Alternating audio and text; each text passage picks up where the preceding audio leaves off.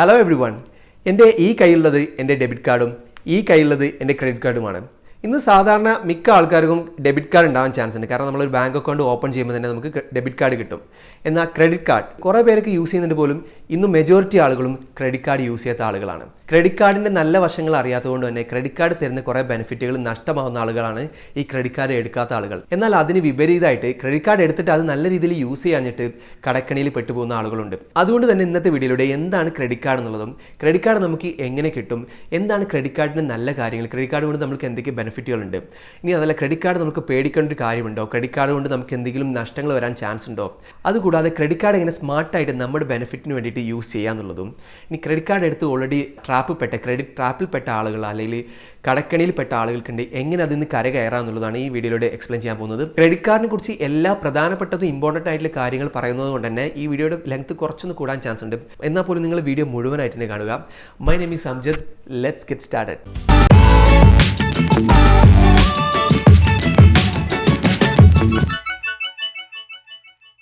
ആദ്യം തന്നെ നമുക്ക് ഡെബിറ്റ് കാർഡും ക്രെഡിറ്റ് കാർഡും തമ്മിലുള്ള വ്യത്യാസം എന്താണെന്ന് മനസ്സിലാക്കാം.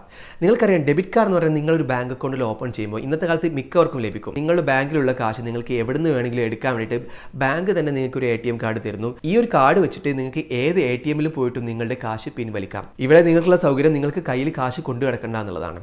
അതുപോലെ തന്നെ നിങ്ങളുടെ അക്കൗണ്ടിൽ എത്ര കാശുണ്ട് അത്ര മാത്രമേ നിങ്ങൾക്ക് ഈ കാർഡ് വെച്ചിട്ട് പിൻവലിക്കാൻ പറ്റുള്ളൂ. എന്നാൽ എന്താണ് ക്രെഡിറ്റ് കാർഡ്? ക്രെഡിറ്റ് കാർഡ് എന്ന് പറയുന്നത് നിങ്ങൾക്കൊരു കടം തരുന്ന ഒരു ഫ്രണ്ടിനെ പോലെ കരുതും. ഉദാഹരണമായിട്ട് നിങ്ങൾക്ക് പെട്ടെന്നായിട്ട് എന്തെങ്കിലും ഒരു കാര്യങ്ങൾ വാങ്ങേണ്ടയോ അല്ലെങ്കിൽ എന്തെങ്കിലും പേയ്മെൻറ്റ് നടത്തേണ്ടയോ ആവശ്യം വന്നു. നിങ്ങൾക്ക് കാശില്ലെങ്കിൽ നിങ്ങൾ നിങ്ങളുടെ ഒരു അടുത്തൊരു ഫ്രണ്ടിനോട് ചോദിക്കണം. അപ്പോൾ നിങ്ങളുടെ ഫ്രണ്ട് നിങ്ങൾക്ക് കാശ് തന്നു. ഈ കാശ് നിങ്ങളുടെ ഫ്രണ്ടിന് ഒരു മാസം അല്ലെങ്കിൽ 1.5 മാസത്തിന് ശേഷം തിരിച്ച് കൊടുക്കുക എന്നുള്ളൊരു ധാരണ നിങ്ങൾ കാശ് വാങ്ങുന്നു.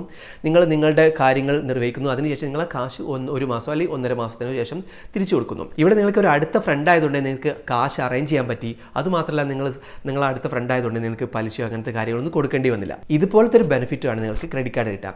കൂടുതൽ എക്സ്പ്ലെയിൻ ചെയ്ത് പറയുകയാണെങ്കിൽ ക്രെഡിറ്റ് കാർഡ് എന്ന് പറയുന്നത് ഒരു കാർഡ്, അതായത് ഒരു പ്ലാസ്റ്റിക് മണിയാണ്. ഈ കാർഡ് നിങ്ങൾ അപ്ലൈ ചെയ്യുന്ന ബാങ്കാണ് തരുന്നത്. നിങ്ങളുടെ കയ്യിൽ കാശില്ലെങ്കിൽ പോലും നിങ്ങൾക്ക് ഒരു മാസം വരെ ഏകദേശം 30ഓളം ദിവസത്തോളം വരെ നിങ്ങൾക്ക് ഇത് വെച്ചിട്ട് നിങ്ങൾക്ക് പേയ്മെൻറ്റുകൾ പേ ചെയ്യാനും അല്ലെങ്കിൽ നിങ്ങൾക്ക് സാധനങ്ങൾ വാങ്ങാനും ഓൺലൈനായിട്ട് പർച്ചേസ് ചെയ്യാനും സ്വൈപ്പിംഗ് ചെയ്യാനൊക്കെ ഷോപ്പിങ്ങിന് വേണ്ടി സ്വൈപ്പിംഗ് ചെയ്യാനൊക്കെ നിങ്ങൾക്ക് സാധിക്കും. അപ്പോൾ ആദ്യം മനസ്സിലാക്കേണ്ടത്, നിങ്ങൾക്ക് തരുന്ന ബാങ്കുകൾ ഒരു ക്രെഡിറ്റ് ലിമിറ്റ് വെക്കും. അത് ചിലപ്പോൾ 25,000 ആകാം, 50,000 ആകാം, അല്ലെങ്കിൽ 1 ലക്ഷം ആകാം, 5 ലക്ഷം ആകാം. അത് ആ എടുക്കുന്ന ആളുടെ കപ്പാസിറ്റി നോക്കിയിട്ടാണ് ബാങ്കുകൾ ഈ ഒരു ക്രെഡിറ്റ് ലിമിറ്റ് തരുന്നത്. അപ്പോൾ നിങ്ങൾക്ക് ക്രെഡിറ്റ് ലിമിറ്റ് മനസ്സിലായല്ലോ. ഒരു മാസം നിങ്ങൾക്ക് എത്രയാണോ ക്രെഡിറ്റ് ലിമിറ്റ് ഉള്ളത്, അതായത് 50,000 ആണെങ്കിൽ നിങ്ങൾക്ക് 50,000-ഓളം നിങ്ങൾക്ക് പർച്ചേസുകൾ ഈ കാർഡ് വെച്ച് ചെയ്യാൻ പറ്റും. അപ്പോൾ എന്താണ് നമ്മൾ ഈ കാശ് ബാങ്കിന് തിരിച്ചു കൊടുക്കേണ്ടത്? നമുക്കറിയാം, നമ്മുടെ ടെലിഫോൺ ബില്ലുകൾ അല്ലെങ്കിൽ നമ്മൾ മറ്റെന്തെങ്കിലും കറണ്ട് ബില്ലോ അങ്ങനെ എന്തെങ്കിലും ബില്ലുകളൊക്കെ ഒന്നെങ്കിലും 1 മാസത്തിലോ 2 മാസത്തിലൊക്കെ നമുക്കൊരു ബില്ല് വരുമല്ലോ. അതുപോലെ തന്നെ ക്രെഡിറ്റ് കാർഡും ഒരു മാസം കറക്റ്റ് ദിവസം കഴിയുമ്പോൾ, അതായത് 30 ദിവസം കഴിയുമ്പോൾ ഈ ക്രെഡിറ്റ് കാർഡും ഒരു ബില്ല് ജനറേറ്റ് ചെയ്യും. ഈ ബില്ല് ജനറേറ്റ് ചെയ്യുന്നത് മിക്കവാറും മന്ത് അവസാനത്തിലായിരിക്കും, അതായത് ഒരു മാസത്തിൻ്റെ അവസാനത്തിലായിരിക്കും മിക്കവാറും ഈ ബില്ലുകൾ ജനറേറ്റ് ചെയ്യുന്നത്. എന്നിരുന്നാൽ പോലും നിങ്ങൾക്ക് നിങ്ങളുടെ ഇഷ്ടാനുസരിച്ച് നിങ്ങളുടെ ഡേറ്റ് സെലക്ട് ചെയ്യാനുള്ള ഒരു ഓപ്ഷൻ ബാങ്കുകൾ തരുന്നു. അപ്പോൾ കറക്റ്റ് 30 ദിവസം കഴിയുമ്പോൾ നിങ്ങളുടെ ബില്ല് ജനറേറ്റ് ചെയ്യുന്നു. ആ സമയത്ത് നിങ്ങൾക്ക് സ്റ്റേറ്റ്മെൻ്റ് ആയ ഒരു ബില്ല് ലഭിക്കുമ്പോൾ അതിൽ പറഞ്ഞിട്ടുണ്ടാവും നിങ്ങൾ എന്തൊക്കെ വാങ്ങിയിട്ടുണ്ട്, നിങ്ങൾ എത്ര രൂപ ചിലവഴിച്ചിട്ടുണ്ട്, ബാങ്കിന് എത്ര രൂപ കൊടുക്കണം, അങ്ങനെ രീതിയിലെല്ലാം ഈ ക്രെഡിറ്റ് കാർഡ് സ്റ്റേറ്റ്മെൻറ്റിൽ ഉണ്ടാവും. കഴിഞ്ഞ 30 ദിവസത്തെ ഈ ബില്ലിൻ്റെ പേയ്മെൻറ്റ് ചെയ്യാൻ വേണ്ടിയിട്ട് ബാങ്കുകൾ നിങ്ങൾക്ക് സാധാരണ ഒരു 15 ദിവസമോ അല്ലെങ്കിൽ ഒരു 20 ദിവസമോ നിങ്ങൾക്ക് എക്സ്ട്രാ അനുവദിക്കുന്നതാണ്. ഈ ഒരു ദിവസത്തിനുള്ളിൽ നിങ്ങളുടെ ഫുൾ എമൗണ്ട് നിങ്ങൾ ഈ ബാങ്കിലേക്ക് തന്നെ ക്രെഡിറ്റ് കാർഡിൻ്റെ ബില്ലിലേക്കായിട്ട് അടച്ചു തീർക്കണം. ഇതുകൊണ്ട് നമുക്ക് ഏകദേശം 45 ദിവസം മുതൽ 50 ദിവസം വരെ നമുക്ക് നമ്മുടെ കയ്യിൽ കാശില്ലെങ്കിൽ പോലും നമുക്ക് യൂസ് ചെയ്യാനുള്ള ഒരു സംവിധാനമാണ് ഈ ക്രെഡിറ്റ് കാർഡ് തരുന്നത്. ഉദാഹരണമായിട്ട് ജനുവരി 1-നാണ് നിങ്ങളുടെ ബില്ലിംഗ് സൈക്കിൾ സ്റ്റാർട്ട് ചെയ്യുന്നു വിചാരിക്കും. അതായത് ജനുവരി 1-ന് തന്നെ നിങ്ങൾ ഒരു പ്രൊഡക്റ്റ് വാങ്ങി, ആമസോണിലോ ഫ്ലിപ്കാർട്ടിലോ അല്ലെങ്കിൽ നിങ്ങൾ ഒരു ഷോപ്പിൽ പോയിട്ട് സ്വൈപ്പ് ചെയ്തിട്ട് നിങ്ങൾ ക്രെഡിറ്റ് കാർഡ് യൂസ് ചെയ്തിട്ട് ഒരു പ്രൊഡക്റ്റ് വാങ്ങി. അടുത്ത 30 ദിവസം കഴിഞ്ഞിട്ടാണ് നിങ്ങളുടെ ബില്ല് ജനറേറ്റ് ചെയ്യുക. അതായത് ജനുവരി 30-നായിരിക്കും നിങ്ങളുടെ ബില്ല് ജനറേറ്റ് ചെയ്യാം. അതുവരെ നിങ്ങൾക്ക് പേയ്മെൻറ്റ് ചെയ്യേണ്ട ആവശ്യമില്ല. അതുകൂടാതെ നിങ്ങൾക്ക് ബാങ്കുകൾ 15-20 ദിവസം കൂടി ആ ബാങ്കിനനുസരിച്ച് അവർ നിങ്ങൾക്കൊരു സാവകാശവും തരുന്നു. ജനുവരി 1-ാം തീയതി വാങ്ങിയ ആൾക്ക് ശരിക്കും 45 ദിവസമോ അല്ലെങ്കിൽ 50 ദിവസമോ കഴിയുന്നതിന് ഉള്ളിൽ മാത്രം ഈ പേയ്മെൻറ്റ് നടത്തിയാൽ മതി. ഇനി നിങ്ങൾ ജനുവരി 15-നാണ് വാങ്ങിയിട്ടുള്ളെങ്കിൽ നിങ്ങൾക്ക് അപ്പോൾ 15 ദിവസം 30-ാം തീയതി വരെയുള്ള 15 ദിവസം, അത് കഴിഞ്ഞിട്ടുള്ള 15-20 ദിവസം, ആ ദിവസങ്ങളാണ് നിങ്ങൾക്ക് അഡീഷണൽ ആയിട്ട് കിട്ടുക. ഇങ്ങനെയാണ് ക്രെഡിറ്റ് കാർഡിൽ നിങ്ങൾക്ക് 45 ദിവസമോ അല്ലെങ്കിൽ 50 ദിവസമോ ഇൻട്രസ്റ്റ് ഫ്രീ ആയിട്ടുള്ള എമൗണ്ട് നിങ്ങൾക്ക് തരുന്നത്. നിങ്ങളുടെ ക്രെഡിറ്റ് കാർഡ് ബില്ല് ജനറേറ്റ് ആയി വരുമ്പോൾ, അതായത് 30 ദിവസം കഴിഞ്ഞ് യൂസ് ചെയ്ത് നിങ്ങളുടെ ബില്ല് ജനറേറ്റ് ആയി വരുമ്പോൾ അതിൽ നിങ്ങൾക്ക് കാണാൻ പറ്റും ടോട്ടൽ ഡ്യൂ എമൗണ്ട് എന്നുള്ളതും മിനിമം ഡ്യൂ എമൗണ്ട് എന്ന് പറയുന്നതും. 50,000 രൂപയുടെ ക്രെഡിറ്റ് കാർഡിൽ നിങ്ങൾ 25,000 രൂപ നിങ്ങൾ ചിലവഴിച്ചു ആ മാസമെങ്കിൽ നിങ്ങളുടെ ടോട്ടൽ ഡ്യൂ എമൗണ്ട് എന്നുള്ളത് 25,000 രൂപയായിരിക്കും. അപ്പോൾ നിങ്ങൾ ഈ 25,000 രൂപ തന്നെ അടക്കുക. ഇനി ക്രെഡിറ്റ് കാർഡ് നിങ്ങൾക്ക് വേറൊരു ഓപ്ഷൻ കൂടി തരും, അതാണ് മിനിമം ഡ്യൂ എമൗണ്ട്. നിങ്ങൾ 25,000 രൂപ അടക്കുന്നതിന് പകരമായിട്ട് ചിലപ്പോൾ മിനിമം ഡ്യൂ എമൗണ്ട് നിങ്ങൾ ചിലപ്പോൾ തരുന്നത് 500 രൂപയോ അല്ലെങ്കിൽ 1000 രൂപയായിരിക്കും. നിങ്ങൾ ആ മിനിമം ഡ്യൂ എമൗണ്ട് അടച്ചാൽ പോലും നിങ്ങൾക്ക് ക്രെഡിറ്റ് കാർഡ് കണ്ടിന്യൂ ചെയ്തു പോകാം. പക്ഷേ അതിൽ ഒളിഞ്ഞിരിക്കുന്ന ഒരു വലിയ പ്രശ്നം എന്താണെന്ന് വെച്ചാൽ ക്രെഡിറ്റ് കാർഡുകൾക്ക് നമ്മൾ സാധാരണ പോലുള്ള ഇൻട്രസ്റ്റ് റേറ്റുകളല്ല. സാധാരണ ക്രെഡിറ്റ് കാർഡിൻ്റെ ഇൻട്രസ്റ്റ് റേറ്റ് മന്ത്ലിയാണ്, ഇയർലി അല്ല, മന്ത്ലി അവർ കാൽക്കുലേഷൻ 2.99% അല്ലെങ്കിൽ 3.5% ഇത്രയൊക്കെയാണ് അവർ കാൽക്കുലേറ്റ് ചെയ്യുക. നിങ്ങൾ ആലോചിച്ച് നോക്കൂ, മന്ത്ലി 2.99% എന്ന് വന്നാൽ ഏകദേശം ഒരു വർഷത്തേക്ക്, അതായത് 12 മാസത്തേക്ക് ഏകദേശം 36% പലിശ വരുന്നത്. അപ്പോൾ നിങ്ങൾ സ്വാഭാവികമായിട്ടും നിങ്ങൾ മിനിമം ഡ്യൂ എമൗണ്ട് ആണ് അടക്കുന്നതെങ്കിൽ നിങ്ങൾ ഈ പലിശ പേ ചെയ്യാൻ ബാധ്യസ്ഥരാണ്. അതായത് നിങ്ങൾ അടുത്ത 30 ദിവസത്തേക്കോ അല്ലെങ്കിൽ നിങ്ങൾ എന്നാണ് പർച്ചേസ് ചെയ്തത് അത് മുതൽ നിങ്ങൾ എന്നാണ് പേ ചെയ്യുന്നത് അതുവരേക്കുള്ള, ചിലപ്പോൾ അത് 30 ദിവസമാകാം, ചിലപ്പോൾ 55 ദിവസമാകാം, അതിനനുസരിച്ചുള്ള പേയ്മെൻറ്റ് പലിശയും കൂടി കൂട്ടി അടക്കേണ്ട ഒരു സാഹചര്യം ഉണ്ടാകുമ്പോൾ നിങ്ങൾ വലിയ രീതിയിലൊരു പലിശയാണ് കൊടുക്കുന്നത്. അതുകൊണ്ട് തന്നെ എപ്പോഴും നമ്മൾ ടോട്ടൽ ഡ്യൂ എമൗണ്ട് തന്നെ അടച്ചു തീർക്കാൻ ശ്രമിക്കുക. ഇപ്പോൾ നിങ്ങൾ ക്രെഡിറ്റ് കാർഡ് എങ്ങനെ വർക്ക് ചെയ്യുന്നത് മനസ്സിലായല്ലോ. ഇനി ക്രെഡിറ്റ് കാർഡുകളെ കുറിച്ചുള്ള ബെനിഫിറ്റുകൾ ആദ്യം നമുക്ക് നോക്കാം. ഇതിൻ്റെ മെയിൻ അഡ്വാൻറ്റേജ്, അതായത് നമ്മൾ നേരത്തെ പറഞ്ഞ പോലെ പലിശ ഇല്ലാത്ത, അതായത് ഇൻട്രസ്റ്റ് ഫ്രീ ആയിട്ടുള്ള എമൗണ്ട് നിങ്ങൾക്ക് സാധനങ്ങൾ വാങ്ങാനും അല്ലെങ്കിൽ പേയ്മെൻറ്റുകൾ നടത്താനും 15 ദിവസം മുതൽ 50 ദിവസം വരെ സാധിക്കുന്നുള്ളതാണ്. രണ്ടാമത്തെ കാര്യം, നിങ്ങൾക്ക് ഓൺലൈനായിട്ട് പർച്ചേസ് ചെയ്യാൻ ഏറ്റവും നല്ലതാണ് ശരിക്കും ക്രെഡിറ്റ് കാർഡുകൾ. ഓൺലൈനായിട്ട് പർച്ചേസ് ചെയ്യുമ്പോൾ നിങ്ങൾക്ക് ക്യാഷ് ബാക്ക് ഓഫേഴ്സ് കിട്ടാൻ ചാൻസ് ഉണ്ട്. ഉദാഹരണമായിട്ട് 25,000 രൂപയുടെ മൊബൈൽ ഫോൺ വാങ്ങുകയാണെങ്കിൽ നിങ്ങൾക്ക് 10% വരെ ക്യാഷ് ബാക്ക് ഓഫേഴ്സ് ഉള്ള ക്രെഡിറ്റ് കാർഡുകളുണ്ട്. അതുകൂടാതെ നിങ്ങൾക്ക് പലിശ ഇല്ലാതെ ഇൻട്രസ്റ്റ് ഫ്രീ ആയിട്ട് നിങ്ങൾക്ക് EMI യൂസ് ചെയ്യാം. നിങ്ങൾക്ക് പെട്ടെന്ന് 25,000 രൂപയുടെ ഒരു ഫോൺ വേണമെന്നുണ്ടെങ്കിൽ നിങ്ങൾക്ക് നിങ്ങളുടെ കയ്യിലില്ലാന്നുണ്ടെങ്കിൽ നിങ്ങൾക്ക് ക്രെഡിറ്റ് കാർഡ് വെച്ചിട്ട് നിങ്ങൾക്ക് 6 മാസത്തെയോ അല്ലെങ്കിൽ 12 മാസത്തെയോ EMI വെച്ചിട്ട് നിങ്ങൾക്ക് ക്രെഡിറ്റ് കാർഡ് വഴി ഈ ഫോണുകൾ വാങ്ങാവുന്നതാണ്. അതുപോലെ തന്നെ നിങ്ങൾ ഓൺലൈനായിട്ട് പർച്ചേസ് ചെയ്യുകയാണെങ്കിലോ, ഇനി അതിൽ ഷോപ്പിംഗ് മാർക്കറ്റിലോ സൂപ്പർ മാർക്കറ്റിലോ പോയിട്ട് നിങ്ങൾ സ്വൈപ്പ് ചെയ്യുകയാണെങ്കിലോ നിങ്ങൾക്ക് പോയിന്റ്സ് അല്ലെങ്കിൽ റിവാർഡ് പോയിന്റ്സ് നിങ്ങൾക്ക് ലഭിക്കും. റിവാർഡ് പോയിന്റ് എന്താണെന്ന് വെച്ചാൽ, അതായത് നിങ്ങൾ ക്രെഡിറ്റ് കാർഡ് വെച്ചിട്ട് 100 രൂപ സ്പെൻഡ് ചെയ്യാമെന്ന് വിചാരിക്കൂ. അപ്പോൾ നിങ്ങൾക്ക് ക്രെഡിറ്റ് കാർഡ് കമ്പനികൾ അല്ലെങ്കിൽ ബാങ്കുകൾ നിങ്ങൾക്ക് 1 പോയിന്റ് തരുമെന്ന് വിചാരിക്കാം. ഈ 1 പോയിന്റിന് അവർ ഇത്ര എമൗണ്ട് കാൽക്കുലേറ്റ് ചെയ്തിട്ടുണ്ടാവും. ചില ബാങ്കുകളത് 25 പൈസയായിരിക്കാം, ചില ബാങ്കുകളത് 35 പൈസയായിരിക്കാം. ഒരു വർഷത്തേക്കൊക്കെ നമ്മൾ തുടർച്ചയായിട്ട് ക്രെഡിറ്റ് കാർഡ് യൂസ് ചെയ്യുമ്പോൾ നമ്മൾ 1 ലക്ഷത്തിൻ്റെയോ 2 ലക്ഷത്തിൻ്റെയോ 3 ലക്ഷത്തിൻ്റെയൊക്കെ പർച്ചേസുകൾ നമ്മൾ ക്രെഡിറ്റ് കാർഡ് വഴി ചെയ്തിട്ടുണ്ടാകാം. ഇങ്ങനെ പർച്ചേസ് നടക്കുമ്പോൾ ഓട്ടോമാറ്റിക്കായിട്ട് നമ്മുടെ ഈ പോയിന്റ്സ്, റിവാർഡ് പോയിന്റുകൾ അക്യുമുലേറ്റ് ആവുകയും അതിങ്ങനെ ശേഖരിച്ചു വരികയും ഒരു വർഷം കഴിയുമ്പോഴേക്കും ഈ പോയിന്റ്സ് ഒക്കെ നമുക്ക് വളരെ ബെനിഫിറ്റ് ആയിട്ട് വന്നിട്ടുണ്ടാകും. നിങ്ങളൊരു നന്നായിട്ട് സ്പെൻഡ് ചെയ്യുന്ന ആളാണെന്നുണ്ടെങ്കിൽ മിക്കവാറും ഒരു 5,000-10,000 രൂപയുടെയൊക്കെ പോയിന്റ്സ് നിങ്ങൾക്ക് അക്യുമുലേറ്റ് ചെയ്യാൻ പറ്റും. അടുത്ത നല്ലൊരു ബെനിഫിറ്റ്, മിക്ക കാർഡുകളും നിങ്ങൾ ക്രെഡിറ്റ് കാർഡ് പെട്രോൾ പമ്പിൽ യൂസ് ചെയ്യുകയാണെങ്കിൽ നിങ്ങൾക്ക് 1% സർചാർജ് ലഭിക്കും. അത് 1% എന്ന് പറയുകയാണെങ്കിൽ നിങ്ങൾ 1000 രൂപയ്ക്ക് പെട്രോൾ അടിക്കുകയാണെങ്കിൽ നിങ്ങൾക്ക് 10 രൂപ നിങ്ങൾക്ക് തിരിച്ച് നിങ്ങളുടെ ബാങ്കിലേക്കായിട്ട് ക്രെഡിറ്റ് ആവും. ഒരു വർഷത്തേക്കൊക്കെ പെട്രോൾ അടിക്കുമ്പോൾ നമുക്കിതൊരു എന്തായാലും നമ്മുടെ ഒരു ചെറിയൊരു സേവിംഗ് ആയിട്ട് അതിൽ ബാക്കിയായിട്ടുണ്ടാവും. ടാക്സി ഓടിക്കുന്നവരോ അല്ലെങ്കിൽ ബസ് ഓടിക്കുന്നവരോ അല്ലെങ്കിൽ കൂടുതൽ വണ്ടികളുള്ള ആളുകൾക്കൊക്കെ ഒരു മാസം തന്നെ കൂടുതൽ പെട്രോളോ അല്ലോ ഡീസൽ അടിക്കുന്ന ആളുകളായിരിക്കും. അവർക്ക് എന്തായാലും ഒരു വർഷാവസാനം നല്ലൊരു എമൗണ്ട് മിച്ചം വെക്കാൻ സാധിക്കും. ഈ ബെനിഫിറ്റുകളൊക്കെ തന്നെ സാധാരണ കിട്ടുന്ന ബെനിഫിറ്റുകളാണ്. ഇതല്ലാതെ അഡീഷണൽ ആയിട്ട് ക്രെഡിറ്റ് കാർഡുകൾ കൊണ്ട് നിങ്ങൾക്ക് കിട്ടുന്ന കുറച്ച് ബെനിഫിറ്റുകളുണ്ട്. ചില ക്രെഡിറ്റ് കാർഡുകൾക്ക് വെച്ച് നമുക്ക് എയർപോർട്ടിൽ ലോഞ്ച് ആക്സസ് ചെയ്യാൻ പറ്റും. മിക്ക സമയത്ത് നമ്മൾ എയർപോർട്ടിൽ നേരത്തെ എത്തിയിട്ട് വെറുതെ ഇരിക്കാനാണ് പതിവ്. ആ സമയത്ത് നിങ്ങൾക്ക് ലോഞ്ച് ആക്സസ് ഉണ്ടെങ്കിൽ നിങ്ങൾക്ക് അവിടെ പോയിട്ട് ഫ്രീ ആയിട്ട് ഫുഡ് കഴിക്കാം, നിങ്ങൾക്ക് അവിടെ റിലാക്സ് ചെയ്യാം. ഈ ലോഞ്ചിലുള്ള ആക്സസ് ഫ്രീ ആയിട്ട് തരുന്ന നിരവധി കാർഡുകളുണ്ട്. അതുകൂടാതെ എയർപോർട്ട് ടാക്സി പിക്കപ്പ്, ഇനി റിസോർട്ടുകളിൽ നിങ്ങൾക്ക് ഓഫേഴ്സ്, ഇങ്ങനെ പല രീതിയിലുള്ള അഡീഷണൽ ബെനിഫിറ്റുകളും മിക്ക ക്രെഡിറ്റ് കാർഡുകളും തരാറുണ്ട്. ഇത്ര വരെ നിങ്ങൾ ക്രെഡിറ്റ് കാർഡിനെ കുറിച്ചുള്ള പോസിറ്റീവായിട്ടുള്ള കാര്യങ്ങൾ കേട്ടെ. എന്നാൽ ക്രെഡിറ്റ് കാർഡിനെ കുറിച്ചുള്ള കുറച്ച് നെഗറ്റീവായിട്ടുള്ള കാര്യങ്ങൾ പറയാനുണ്ട്. അതിൽ ഒന്നാമത്തെ കാര്യം തന്നെ, നിങ്ങൾ ക്രെഡിറ്റ് കാർഡ് നല്ല രീതിയിൽ പേ ചെയ്യാൻ പറ്റിയിട്ടില്ല എന്നുണ്ടെങ്കിൽ നിങ്ങൾക്കറിയാലോ, ഞാൻ പറഞ്ഞു 36% മുതൽ മുകളിലേക്കാണ് മിക്ക ക്രെഡിറ്റ് കാർഡുകളും ചാർജ് ചെയ്യുന്നുള്ളത്. അപ്പോൾ അതുകൊണ്ട് തന്നെ നിങ്ങൾക്ക് നല്ല രീതിയിലൊരു പലിശ നിങ്ങൾ അടയ്ക്കേണ്ടി വരും. നിങ്ങൾക്ക് 30-ാം തീയതി ബില്ല് ജനറേറ്റ് ചെയ്യുകയാണെങ്കിൽ അടുത്ത 15 ദിവസം അല്ലെങ്കിൽ 20 ദിവസം നിങ്ങൾക്ക് എത്രയാണോ ബാങ്ക് തരുന്നത് ആ ദിവസങ്ങൾക്കുള്ളിൽ തന്നെ നിങ്ങൾ പേയ്മെൻറ്റ് ചെയ്തിരിക്കണം. ഇല്ലെങ്കിൽ നിങ്ങൾ അത്രയും കാലം സൂക്ഷിച്ച് വെച്ച റിവാർഡ്സോ അല്ലെങ്കിൽ ക്യാഷ് ബാക്ക് ഓഫേഴ്സ് എല്ലാം തന്നെ നിങ്ങൾ ഈ പലിശ അടക്കുന്നതിൽ നിങ്ങൾക്ക് നഷ്ടമായിട്ട് വരും. രണ്ടാമത്തെ ക്രെഡിറ്റ് കാർഡിൻ്റെ ഒരു പ്രോബ്ലം എന്ന് വെച്ചാൽ നിങ്ങളുടെ സ്പെൻഡിങ് മെൻറ്റാലിറ്റി കൂടും. അതായത് നിങ്ങളുടെ ചിലവഴിക്കാനുള്ള ആസക്തി കൂടും. കാരണം നിങ്ങളുടെ കയ്യിൽ കാശില്ലെങ്കിൽ സ്വാഭാവികമായിട്ട് നിങ്ങൾ വാങ്ങാത്ത സാധനം നിങ്ങളുടെ കയ്യിൽ ക്രെഡിറ്റ് കാർഡ് ഉണ്ടെങ്കിൽ നിങ്ങൾ എന്തായാലും വാങ്ങി. പെട്ടെന്ന് നിങ്ങളൊരു മാളിൽ പോകുന്നു, അപ്പോൾ അവിടെ നല്ല ഡ്രസ്സോ അല്ലെങ്കിൽ ചിലപ്പോൾ ഒരു ലാപ്ടോപ്പ് അല്ലെങ്കിൽ മൊബൈൽ ഫോൺ ഇങ്ങനെ പെട്ടെന്ന് കാണുമ്പോൾ നിങ്ങളുടെ ഇമോഷൻ അവിടെ വർക്കായിട്ട് നിങ്ങൾ എന്ത് വരട്ടെ ക്രെഡിറ്റ് കാർഡ് വെച്ച് വാങ്ങാമെന്ന് വിചാരിച്ചിട്ട് നിങ്ങൾ ആ സമയത്ത് വാങ്ങും. പിന്നെ അത് വാങ്ങേണ്ടിയില്ലായിരുന്നു എന്നൊരു തോന്നലൊക്കെ ഉണ്ടായിരിക്കാം. അതുകൊണ്ട് തന്നെ നല്ല ഇമോഷണൽ കൺട്രോൾ ഉള്ളവർക്ക് മാത്രമാണ് ക്രെഡിറ്റ് കാർഡ് യൂസ് ചെയ്യാൻ നല്ലത്. മൂന്നാമത്തെ ഒരു നെഗറ്റിവിറ്റി, നിങ്ങൾ ക്രെഡിറ്റ് കാർഡ് യൂസ് ചെയ്യുന്ന രീതിയാണ്. നിങ്ങൾ എല്ലാ വെബ്സൈറ്റിലും കൊണ്ടുപോയി ഈ പർച്ചേസ് ചെയ്താൽ അല്ലെങ്കിൽ നിങ്ങൾ ജെന്യൂൻ അല്ലാത്ത വെബ്സൈറ്റിൽ യൂസ് ചെയ്താൽ ഉറപ്പായിട്ട് നിങ്ങളുടെ ക്രെഡിറ്റ് കാർഡിലെ ക്യാഷ് പോകാൻ ചാൻസ് ഉണ്ട്. അതുകൊണ്ട് തന്നെ വളരെ ജെന്യൂൻ ആയിട്ടുള്ള വെബ്സൈറ്റിൽ മാത്രം ക്രെഡിറ്റ് കാർഡ് യൂസ് ചെയ്യാൻ ശ്രമിക്കുക. അതുപോലെ തന്നെ നിങ്ങളുടെ ക്രെഡിറ്റ് കാർഡിൻ്റെ നമ്പേഴ്സോ അതുകൂടാതെ വളരെ ഇമ്പോർട്ടൻ്റ് ആയിട്ടുള്ള നിങ്ങളുടെ ക്രെഡിറ്റ് കാർഡിൻ്റെ ബാക്ക് സൈഡിൽ ഒരു CVV നമ്പർ ഉണ്ടാവും. ഇത് ഒരിക്കൽ പോലും ആർക്കും ഷെയർ ചെയ്യരുത്. അപ്പോൾ നിങ്ങൾക്ക് ക്രെഡിറ്റ് കാർഡിൻ്റെ നല്ല വശങ്ങളും ക്രെഡിറ്റ് കാർഡിൻ്റെ ദോഷവശങ്ങളും മനസ്സിലായോ? ഇനി നിങ്ങൾക്ക് എവിടെ നിന്ന് ക്രെഡിറ്റ് കാർഡ് കിട്ടും? ക്രെഡിറ്റ് കാർഡ് നിങ്ങൾക്ക് രണ്ട് രീതിയിൽ കിട്ടും.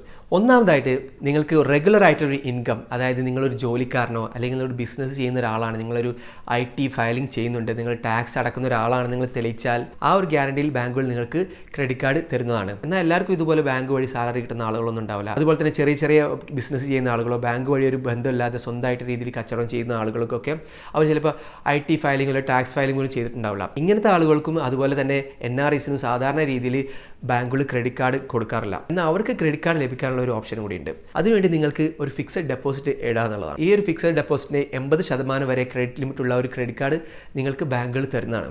ഉദാഹരണമായിട്ട് പറയുകയാണെങ്കിൽ നിങ്ങൾ ഒരു 25,000 രൂപ കൊണ്ടുപോയിട്ട് നിങ്ങൾ ഡെപ്പോസിറ്റ് ചെയ്തു എന്ന് വിചാരിക്കുന്നു. അതിൻ്റെ 80% എന്ന് പറയുന്നത് 20,000 രൂപയാണ്. അപ്പോൾ നിങ്ങൾക്ക് 20,000 രൂപ ഒരു മാസം സ്പെൻഡ് ചെയ്യാൻ പറ്റുന്ന ക്രെഡിറ്റ് കാർഡ് നിങ്ങൾക്ക് ലഭിക്കുന്നതാണ്. ഇതുകൂടാതെ നിങ്ങൾക്ക് വലിയ രീതിയിൽ ക്രെഡിറ്റ് വേണമെന്നുണ്ടെങ്കിൽ വലിയ രീതിയിൽ ഡെപ്പോസിറ്റ് ചെയ്താലും മതി. സ്വാഭാവികമായിട്ടും തോന്നുന്നത് നമ്മുടെ കയ്യിൽ കാശുണ്ടെങ്കിൽ പിന്നെ തന്നെ ക്രെഡിറ്റ് കാർഡിൻ്റെ ആവശ്യമൊന്നുമില്ല. പക്ഷേ ക്രെഡിറ്റ് കാർഡ് യൂസ് ചെയ്ത് നിങ്ങൾക്ക് കിട്ടുന്ന പോയിന്റ്സ് അല്ലെങ്കിൽ ക്യാഷ് ബാക്ക് ഓഫേഴ്സ് ഒക്കെ നിങ്ങൾ നല്ല രീതിയിൽ ചെയ്യുകയാണെങ്കിൽ അത് നിങ്ങൾക്കൊരു ബെനിഫിറ്റ് ആക്കി എടുക്കാൻ പറ്റും. ഇനി നിങ്ങൾ ക്രെഡിറ്റ് കാർഡ് എടുക്കുകയാണെങ്കിൽ നിങ്ങൾ ശ്രദ്ധിക്കേണ്ട കുറച്ച് കാര്യങ്ങളാണ് ഞാനിവിടെ പറയാൻ പോകുന്നത്. ക്രെഡിറ്റ് കാർഡ് എടുക്കുമ്പോൾ നിങ്ങൾ ഫസ്റ്റ് തന്നെ ചെക്ക് ചെയ്യേണ്ടത് അതിൻ്റെ ആനുവൽ ഫീ എത്രയാണെന്നുള്ളതാണ്. ഓരോ ക്രെഡിറ്റ് കാർഡിനും നിങ്ങൾ ഓരോ വർഷത്തിൽ നിങ്ങൾ അത് മെയിൻറ്റെയിൻ ചെയ്യാൻ വേണ്ടി ഒരു കാശ് കൊടുക്കേണ്ടി വരും. ഉദാഹരണമായിട്ട് ഒരു 500 രൂപയായിരിക്കാം, ചിലപ്പോൾ 1000 രൂപയായിരിക്കാം, ചിലപ്പോൾ 3000 രൂപയായിരിക്കാം. ഇത് നിങ്ങൾ വർഷാവസാനം പേ ചെയ്യേണ്ടി വരും. എന്നാൽ ചില കാർഡുകൾ ഈ ഒരു എമൗണ്ട് ചില സമയത്ത് വേവ് ഓഫ് ചെയ്ത്, അതായത് ഒഴിവാക്കി കൊടുക്കുന്നതാണ്. അതെങ്ങനെയാണെന്ന് വെച്ചാൽ ചിലപ്പോൾ അവരൊരു ലിമിറ്റ് പറയും, അതായത് 1,00,000 വരെ രൂപയുടെ നിങ്ങൾ പർച്ചേസ് നിങ്ങൾ ഒരു വർഷം ചെയ്യുകയാണെന്നുണ്ടെങ്കിൽ നിങ്ങൾക്ക് ആനുവൽ ഫീ അടയ്ക്കേണ്ടതില്ല എന്നുള്ള രീതിയിലുള്ള ഒരു വേവർ ചില കാർഡുകൾ തരുന്നതാണ്. ചില കാർഡുകൾ നിങ്ങൾക്ക് തുടക്കത്തിൽ നിങ്ങൾ കാർഡ് എടുക്കുമ്പോൾ തന്നെ നിങ്ങൾക്ക് 2000 പോയിന്റ് അല്ലെങ്കിൽ 3000 പോയിന്റ് അധികമായിട്ട് ഫ്രീ ആയിട്ട് തരുന്നു. ഈ പോയിന്റ് ഒരു ബെനിഫിറ്റായി വരുന്നതുകൊണ്ട് തന്നെ നിങ്ങൾക്ക് ആനുവൽ എമൗണ്ട് അടച്ചതുകൊണ്ട് വലിയ പ്രശ്നം ഉണ്ടാവില്ല. രണ്ടാമത്തെ ശ്രദ്ധിക്കേണ്ടത് എത്രയാണ് ഇൻട്രസ്റ്റ് റേറ്റ് എന്നുള്ളതാണ്. നമ്മൾ പറഞ്ഞല്ലോ സാധാരണ മന്ത്ലിയാണ് ക്രെഡിറ്റ് കാർഡിൻ്റെ ഇൻട്രസ്റ്റ് റേറ്റ് സാധാരണ പറയാം. 2.99% കേൾക്കുമ്പോൾ വളരെ ചെറുതായി തോന്നില്ലേ, പക്ഷേ അത് ഒരു മന്ത്ലിയുള്ള ക്രെഡിറ്റ് കാർഡ് ഇൻട്രസ്റ്റ് ആണ്.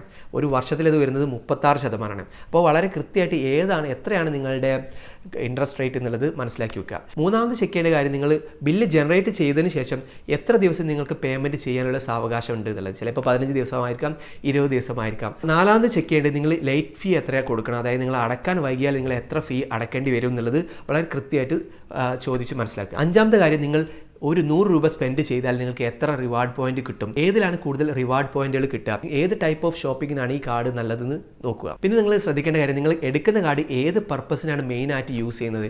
നിങ്ങൾ ട്രാവൽ ചെയ്യുന്ന ആളാണെങ്കിൽ നിങ്ങൾക്ക് ട്രാവൽ റിലേറ്റഡ് റിവാർഡ്സ് കൂടുതൽ കിട്ടുന്ന കാർഡുകൾ എടുക്കാം. ഇനി അതല്ല നിങ്ങൾ ഓൺലൈൻ ഷോപ്പിംഗ് ആണ് കൂടുതൽ ചെയ്യുന്നുണ്ടെങ്കിൽ നിങ്ങൾ ഓൺലൈൻ ഷോപ്പിങ്ങിന് കൂടുതൽ റിവാർഡ്സ് കിട്ടുന്ന അല്ലെങ്കിൽ ക്യാഷ് ബാക്ക് ഓഫേഴ്സ് കിട്ടുന്ന കാർഡുകൾ നിങ്ങൾ എടുക്കാൻ ശ്രമിക്കുക. അതുപോലെ നിങ്ങളുടെ ആവശ്യങ്ങൾക്കനുസരിച്ചുള്ള കാർഡുകൾ നിങ്ങൾ ചോദിച്ച് മനസ്സിലാക്കിയിട്ട് എടുക്കാൻ ശ്രമിക്കുക. ഇനി ക്രെഡിറ്റ് കാർഡ് നിങ്ങൾക്ക് എങ്ങനെ സ്മാർട്ടായിട്ട് യൂസ് ചെയ്യണം എന്നുള്ള കുറച്ച് സിമ്പിൾ ടിപ്സുകളാണ് പറയുന്നത്. നിങ്ങൾ ക്രെഡിറ്റ് കാർഡ് സ്പെൻഡ് ചെയ്യുമ്പോൾ നിങ്ങളുടെ സാലറിയുടെ പകുതി മാത്രമേ നിങ്ങൾ സ്പെൻഡ് ചെയ്യാൻ പാടുള്ളൂ. നിങ്ങൾക്ക് 1,00,000 സാലറി ഉണ്ടെന്ന് വിചാരിക്കും, നിങ്ങൾ ഒരിക്കലും 1,00,000 അത്ര ക്രെഡിറ്റ് കാർഡ് നിങ്ങൾ സ്പെൻഡ് ചെയ്യരുത്. ഒരിക്കൽ പോലും നിങ്ങൾക്ക് അത് തിരിച്ചടക്കാൻ പറ്റാത്തൊരു അവസ്ഥ ഉണ്ടാവും.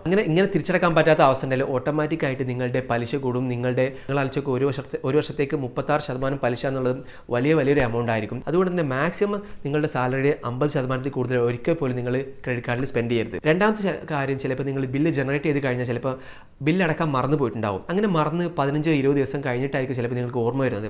ആ സമയമാകുമ്പോഴേക്കും ചിലപ്പോൾ നിങ്ങൾക്ക് ഇൻട്രസ്റ്റ് അടക്കേണ്ട ചാൻസ് വരും. അതുകൊണ്ട് തന്നെ എല്ലാ ബാങ്കിലും ഓട്ടോ ഡെബിറ്റ് എന്നുള്ളൊരു ഓപ്ഷൻ ഉണ്ട്. ഈ ഒരു ഓപ്ഷൻ ഓണാക്കി വെച്ചാൽ നിങ്ങൾ ഓട്ടോമാറ്റിക്കായിട്ട് നിങ്ങൾ ഈ ദിവസത്തിന് മുമ്പ് നിങ്ങളുടെ അക്കൗണ്ടിൽ നിന്ന് കാശ് എടുത്തിട്ട് ഓട്ടോമാറ്റിക്കായിട്ട് ക്രെഡിറ്റ് കാർഡിൻ്റെ ബില്ല് പേ ചെയ്ത് പോയിക്കോളും. അടുത്തതായിട്ട് നിങ്ങൾ റെഗുലർ ആയിട്ട് ബില്ലുകൾ എപ്പോഴും നിങ്ങൾ ക്രെഡിറ്റ് കാർഡ് വെച്ച് പേ ചെയ്യാൻ നോക്കുക.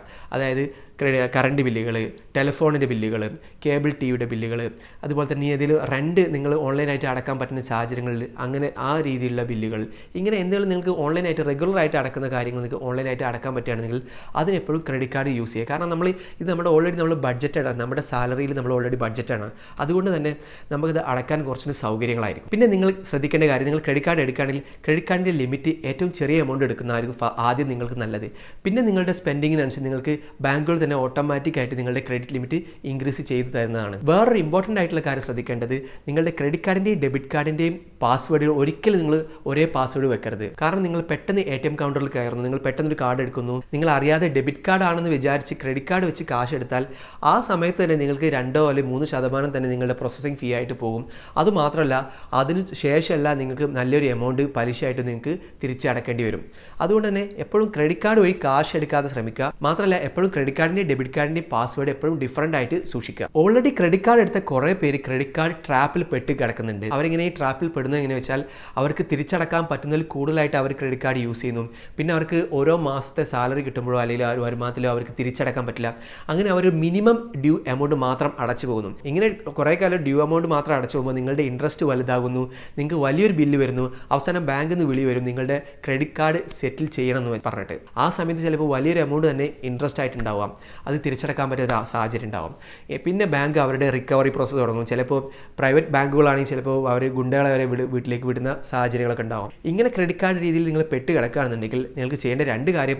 ഒന്നെങ്കിൽ അതിനെ EMI ആയിട്ട് കൺവേർട്ട് ചെയ്യുക. നിങ്ങൾ ബാങ്കിനായിട്ട് സംസാരിച്ചിട്ട് നിങ്ങളുടെ ടോട്ടൽ എമൗണ്ടിനെ നിങ്ങൾക്ക് EMI ആയിട്ട് അടക്കാനുള്ള ഒരു സൗകര്യം ഉണ്ടാക്കി തരണം എന്നുള്ള രീതിയിൽ അവരോട് സംസാരിച്ചാൽ ബാങ്കുകൾ നിങ്ങൾക്ക് EMI രീതിയിൽ പേ ചെയ്യാനുള്ള ഒരു സംവിധാനം ഉണ്ടാക്കി തരും. എന്നാൽ നിങ്ങൾ ശ്രദ്ധിക്കേണ്ട കാര്യം, ഈ ഒരു EMI മുടങ്ങിപ്പോയാൽ നിങ്ങളുടെ ക്രെഡിറ്റ് സ്കോറിനെ നന്നായിട്ട് ബാധിക്കും. അതുമാത്രമല്ല ബാങ്കുകൾ EMI ആയിട്ട് കൺവേർട്ട് ചെയ്യുമ്പോൾ നല്ലൊരു വലിയ രീതിയിൽ പലിശ അല്ലെങ്കിൽ ഇൻട്രസ്റ്റ് റേറ്റ് ആയിരിക്കും ഇടുന്നത്. ചിലപ്പോൾ 36% ഇൻട്രസ്റ്റ് എടുക്കില്ല, എന്നാൽ പോലും ഒരു 26 25 നിങ്ങളുടെ തിരിച്ചടവിനനുസരിച്ച് അവർ ഇൻട്രസ്റ്റ് റേറ്റും ഇടുന്നതായിരിക്കും. ഈ ഒരു കാരണം കൊണ്ട് തന്നെ ഈ മെത്തേഡ് നിങ്ങൾ ഫോളോ ചെയ്യാതിരിക്കുന്നതായിരിക്കും നല്ലത്.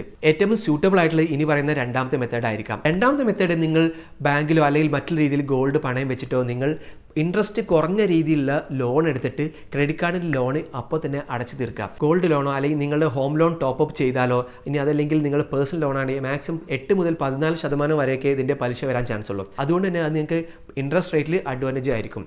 എന്നിട്ട് നിങ്ങൾ നല്ല രീതിയിൽ തന്നെ ഇത് പേ ചെയ്തിട്ട് കംപ്ലീറ്റ് ചെയ്യാൻ ശ്രമിക്കുക. അതുമാത്രമല്ല നിങ്ങൾ മറ്റൊരു ക്രെഡിറ്റ് കാർഡ് നിങ്ങൾ എടുക്കുന്നുണ്ടെങ്കിൽ എപ്പോഴും അതിൻ്റെ ഫുൾ എമൗണ്ട് തന്നെ അടച്ചു തീർക്കാൻ ശ്രമിക്കുക. ക്രെഡിറ്റ് കാർഡിനെ കുറിച്ചിട്ടുള്ള ഒട്ടുമിക്ക കാര്യങ്ങളും ഞാൻ കവർ ചെയ്യാൻ ഈ വീഡിയോയിൽ ശ്രമിച്ചിട്ടുണ്ട്.